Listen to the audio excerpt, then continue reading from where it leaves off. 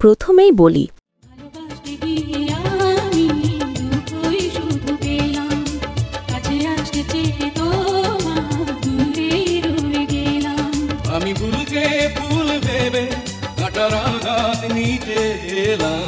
প্রিয় দর্শক, যেখানে একে অপরকে বিশ্বাস নেই সেখানে ভালোবাসা টিকে না।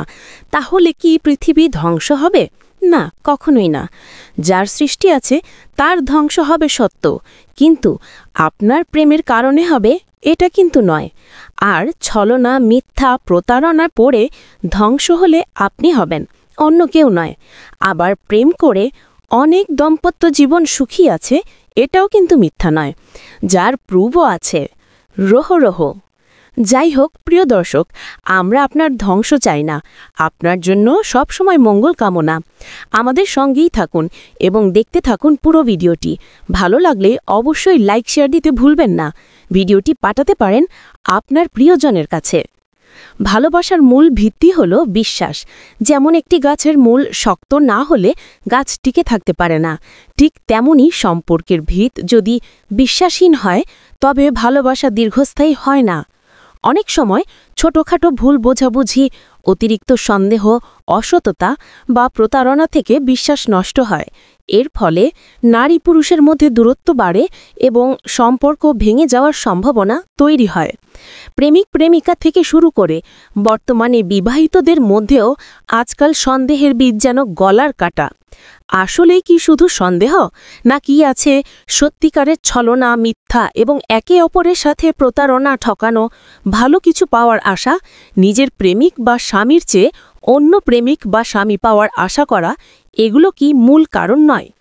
প্রায় 50টিরও বেশি প্রেমিক প্রেমিকার মধ্যে আমরা চালাইছি জরিপ। উক্ত জরিপে উঠে এসেছে কিছু চাঞ্চল্যকর তথ্য। যে বিষয়টি সবচেয়ে জঘন্যভাবে প্রমাণ মিলেছে সেটা হলো নিজের প্রেমিকা ও প্রেমিকের চেয়ে ভালো প্রেমিক খোঁজার চেষ্টা করা। এমন প্রেমিক প্রেমিকাও পাওয়া গেছে বেশি। একে অপরকে বিশ্বাস না করার কারণ অবশ্যই আমরা জানব। প্রিয় দর্শক, সঙ্গে থাকুন। বারবার মিথ্যা বলা, প্রতিশ্রুতির রক্ষা না করা, অন্যের প্রতি অতিরিক্ত আকর্ষণ দেখানো, ছোট ছোট বিষয় লুকানো, সন্দেহপ্রবণ স্বভাব, অতীতে করা কোনো ভুলের বোঝা, এসব সমস্যা থেকে উন্মোচনের জন্য অবশ্যই একে অপরকে যা যা করতে হবে। ১. খোলামেলা আলাপচারিতা। নারী বা পুরুষ কেউই চুপচাপ সমস্যার সমাধান করতে পারবেন না। নিজের অনুভূতি ও কষ্ট প্রকাশ করা জরুরি। ২. সত্যবাদী হওয়া। ছোট বড় যে কোনো ব্যাপারে সত্য বলা উচিত। মিথ্যা ধরা পড়লে বিশ্বাস আর কখনোই আগের মতো থাকে না। ৩. পরস্পরের দৃষ্টিভঙ্গি বোঝা। কোনো ব্যাপারে কেন সঙ্গী এমন ভাবছে বা এমন আচরণ করছে তা বোঝার চেষ্টা করতে হবে। ৪.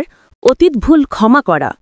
যদি সঙ্গী আন্তরিকভাবে ক্ষমা চেয়ে থাকে তবে পুরনো ভুল নিয়ে বারবার অভিযোগ না করে ভবিষ্যতের দিকে তাকানো উচিত। ৫. সীমারেখা বজায় রাখা।